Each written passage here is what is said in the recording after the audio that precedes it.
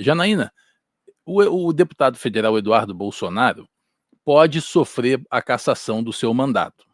Parece que o líder do PL, o Sóstenes Cavalcante, tinha, antes de tomar essa decisão, o partido, né, a Carol Detone, de deixar a liderança de minorias para poder o Eduardo assumir, e assim, não havendo aquela obrigatoriedade da presença, que é uma prerrogativa de quem é líder, né, ele poderia escapar dessa cassação. Mas aí parece que depois que houve a punição via Lei Magnitsky, que é a esposa de Alexandre de Moraes, Hugo Mota veio com uma nova conversa e disse que não tem como segurar. Então é possível que seja cassado, Eduardo Bolsonaro. Como é que a senhora analisa essa sobreposição do STF sobre o Congresso Nacional constantemente, corriqueiramente, e a grande mídia ela informa isso com total naturalidade, como se fosse uma prerrogativa de ministro do STF pressionar, chantagear e dizer, olha, eu tenho aqui um processo seu nas minhas mãos e se você não fizer isso, então você...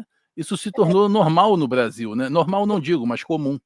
Eu vou ter que separar a sua pergunta em duas partes, tá? Então, a primeira parte, essa tal subserviência do Congresso ao Supremo, ela atenta contra a Constituição Federal. Então, quando, por exemplo, 3 nomes da política fazem uma live dizendo que estão alterando o PL da anistia para a PL da dosimetria e que já fizeram reuniões com ministros do Supremo para pedir autorização para isso, é estarrecedor, né? É estarrecedor. Com isso, eu não estou dizendo que nós não possamos, não devamos ter diálogo. É óbvio que devemos ter diálogo.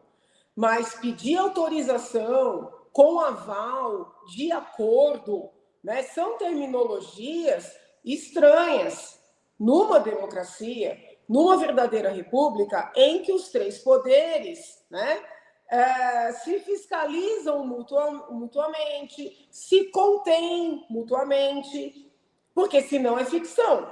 Nós não podemos ter poderes de ficção, né? Então, essa é uma parte da sua pergunta. Então, eu fico estarrecida. Agora, com relação à situação do deputado, né, e é óbvio que não tem que vincular o que o presidente Trump está fazendo ou deixando de fazer com a situação interna do deputado, essa conexão me parece também inadequada.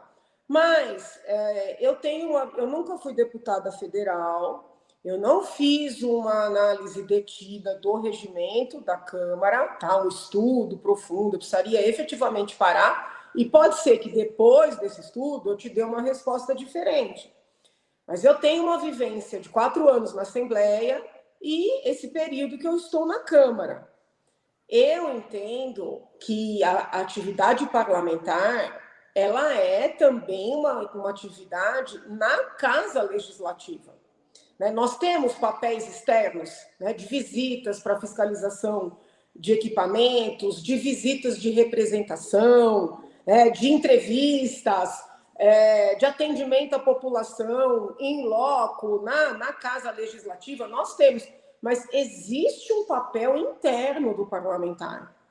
Há parlamentares que têm menos vivência interna, outros têm mais. Por exemplo, eu que sou um quadro mais técnico, eu não gosto de perder plenário, eu gosto de compor a CCJ, estar presente a todas as reuniões. Tem colega que não, que tem mais uma vivência externa. Mas mesmo esses que ficam mais externos, às vezes eles têm que estar presentes. Então, eu não consigo enxergar, e aí não estou entrando no mérito das pautas do deputado, da importância ou não importância do que ele está fazendo externamente, da sua ideologia, do seu partido, nada. Mas, assim, eu não consigo ver como manter o deputado sabidamente vivendo em outro país, né? Eu realmente não consigo ver um caminho jurídico para isso, regimental. Agora, a deputada Detone e mais o PL devem ter feito esse estudo. É uma discussão interna deles lá. Eu, com a minha vivência, não consigo ver. Por mais importante que seja a causa... Veja bem, às vezes a gente tem que fazer uma viagem para estudar para um projeto. Nós, muitas vezes, não conseguimos sequer a licença, recebendo salário, tem essa discussão. Vai viajar para estudar para um projeto, não é de férias, tá? continua recebendo salário, não continua, pede uma licença para cuidar de assuntos particulares, quando na verdade não são assuntos particulares. Então tem toda uma polêmica em torno de viagens de 6, 7 dias, entende? Então eu acho que a gente tem que, infelizmente no Brasil, tudo é assim, se é o seu político de estimação, ele pode tudo. Se não é, aí quer prender, entendeu? Eu procuro dar sempre um passo atrás e tentar olhar a situação de maneira minimamente distanciada.